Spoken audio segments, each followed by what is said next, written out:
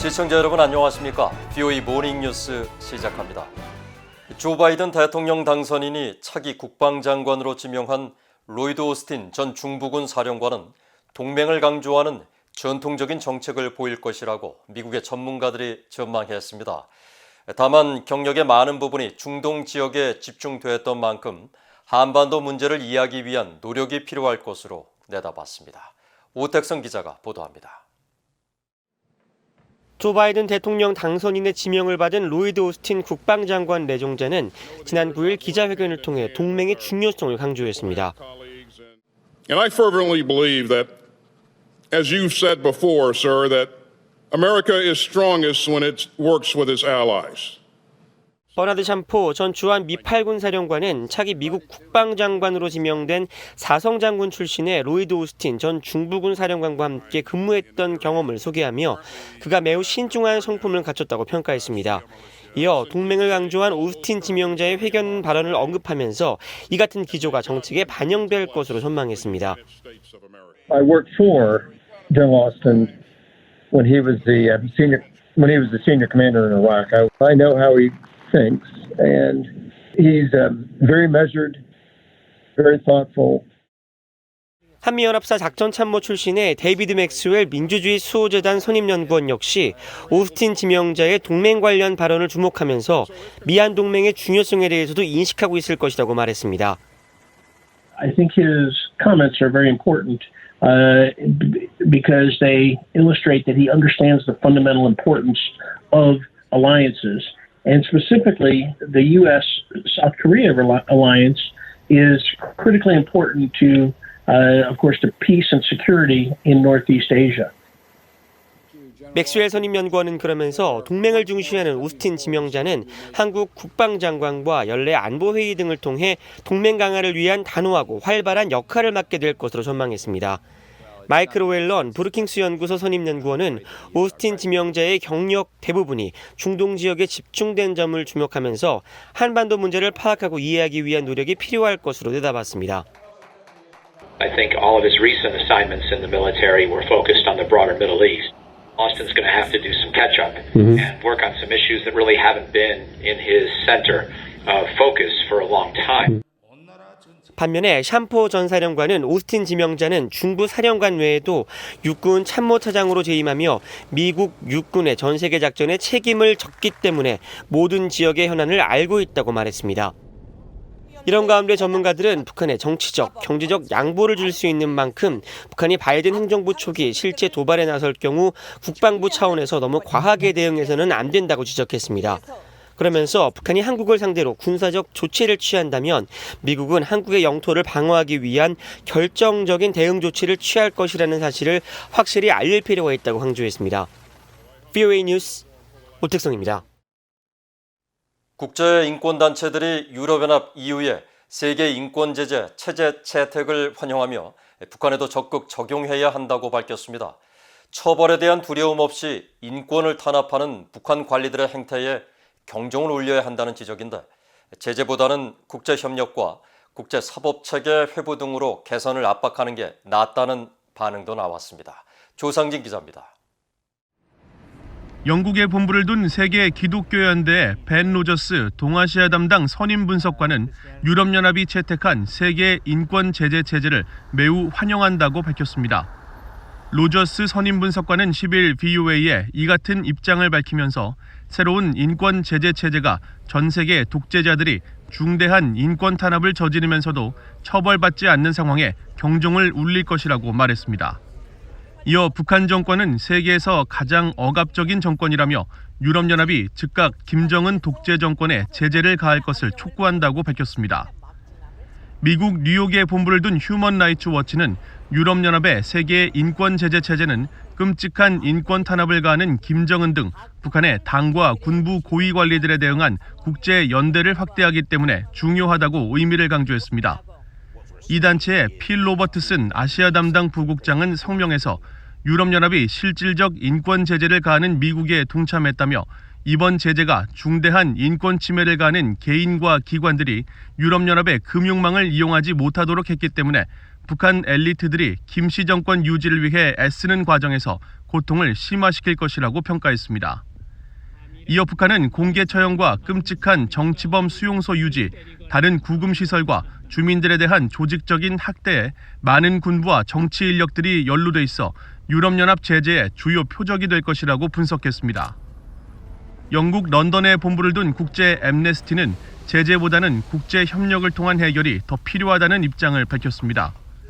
이 단체의 아놀드 팡 동아시아 담당 조사관은 VOA에 제재는 일반적으로 순효과가 없으며 북한에도 마찬가지라는 것이 단체의 입장이라며 북한 정권이 암울한 인권 기록을 개선하고 실현하는 데 있어 국제사회와 협력하는 것이 매우 중요하다고 말했습니다. 그러면서 국제 앰네스티가 북한의 인권 상황에 대한 제재 요구 대신 국제사법체계 회부를 촉구하는 등 광범위한 활동을 벌여왔다고 강조했습니다. 유럽연합은 앞서 지난 7일 전 세계에서 대량 학살과 반인도적 범죄, 노예화, 강제 실종 등 중대한 인권 탄압을 가하는 개인과 기관들의 여행 제한과 유럽연합 내 금융망 접근을 금지하도록 하는 세계 인권 제재 체제를 채택해 승인했습니다.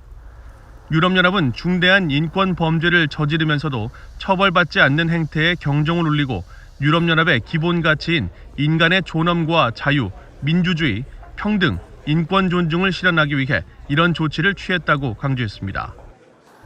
VOA 뉴스 조상진입니다. 미국 공화당의 코리 가드너 상원 의원이 한반도에 대한 각별한 관심을 담은 고별 메시지를 전했습니다. 가드너 의원은 미국 의회의 첫 대북제재법 제정을 주도하는 등 상원에서 미국의 한반도 정책을 주도했는데 북한 비핵화를 위한 제재 강화 노력을 강조했습니다. 이종훈 기자입니다.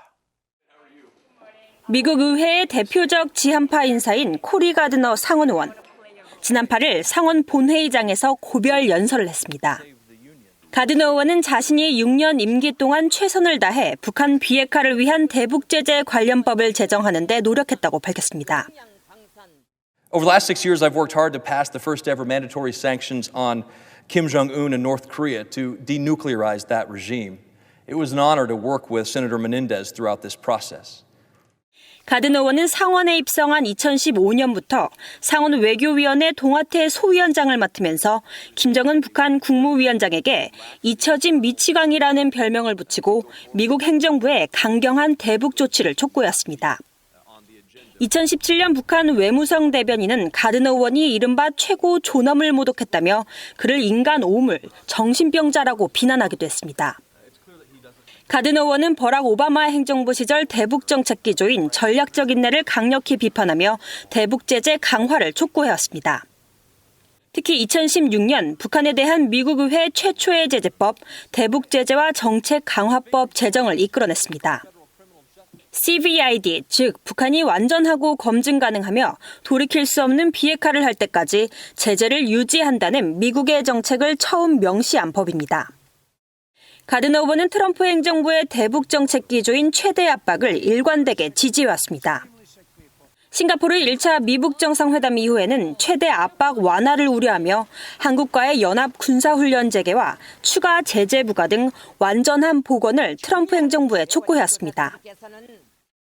Look, I don't know that anything will change North Korea's direction other than pressure. When North Korea felt the bite of sanctions at their highest and most maximum enforcement, North Korea was started to engage. 공화당 내 대부분의 의원들이 트럼프 행정부와 보조를 맞췄을 때도 가드너 의원은 북한과의 대화를 중단하라고 촉구했습니다. It's clear that the North Korean regime was ill-prepared to come through with the promise that they had made at Singapore, that they are not prepared yet for denuclearization, a promise that Kim Jong-un made in Singapore and has reiterated multiple occasions. 지난 11월 상원 의원 선거에서 패한 뒤 승리한 상대 민주당 후보를 위해 콜로라도 주민들이 단합해야 한다고 했던 코리 가드너 의원. 올해를 마지막 임기로 의회를 떠나는 가드너 의원이 이루지 못한 과제는 추가 대북 제재 법안 리드 액트의 의회 통과입니다. Congress ought to continue to pass things like the LEAD Act, my legislation to fully enforce economic embargo of North Korea, and why the White House ought to continue its pressure of maximum. 가드너 의원은 대북 제재와 더불어 미한 동맹 강화를 위한 입법 활동의 중심에 서 있었습니다. 내년부터 상원에서 가드너 의원의 역할을 누가 이어가게 될지 주목됩니다. VOA 뉴스 이조은입니다.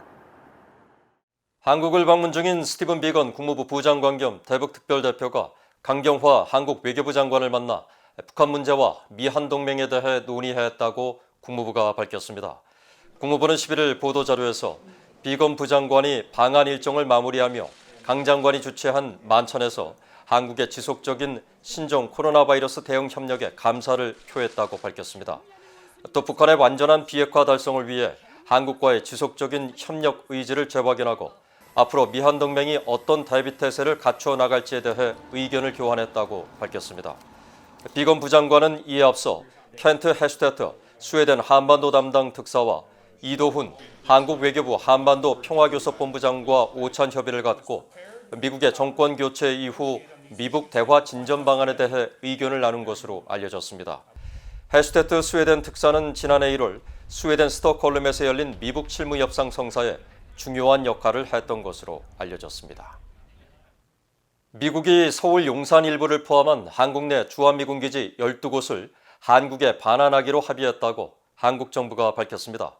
한국 국무조정실은 11일 정부 합동 브리핑에서 미국과 제201차 주한미군지휘협정 합동위원회를 화상으로 개최하고 서울과 경기 일부, 대구, 포항, 태백 등에 위치한 미군기지 12곳을 돌려받기로 합의했다고 밝혔습니다.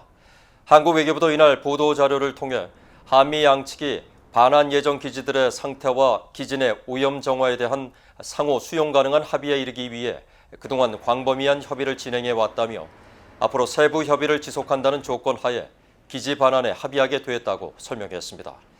반환된 미군기지 12곳의 총 면적은 146만 5천 제곱미터 정도로 서울 여의도 면적의 절반 수준이며 반환 합의 부지는 보안 등의 필요 조치를 취하고 나머지 구역들도 순차적으로 미국 측과 합의해 나갈 방침이라고 한국 외교부는 전했습니다.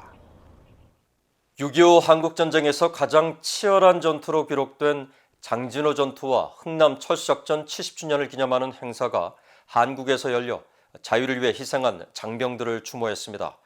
한국의 민간단체인 장진호 전투 70주년 기념사업회는 11일 한국 인천 자유공원에서 연 기념행사에서 태극기와 성조기 등 16개 6.25 참전국 국기를 개양하고 묵념을 통해 공산주의 침략에 맞서 자유수호를 위해 싸운 장병들과 민간인들의 숭고한 희생을 기렸습니다.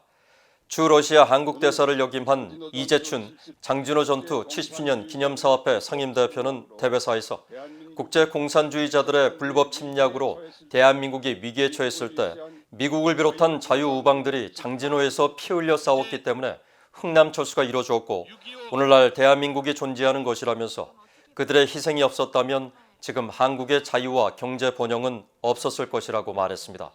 그러면서 이날 행사를 계기로 북한의 김정은 정권 등 공산주의 세력에 맞서 자유와 인권을 수호하는 데 기념사업회가 앞장서 역할을 해 나갈 것이라고 강조했습니다. 이상으로 VOA 모닝 뉴스를 마칩니다. 시청해 주신 여러분 고맙습니다.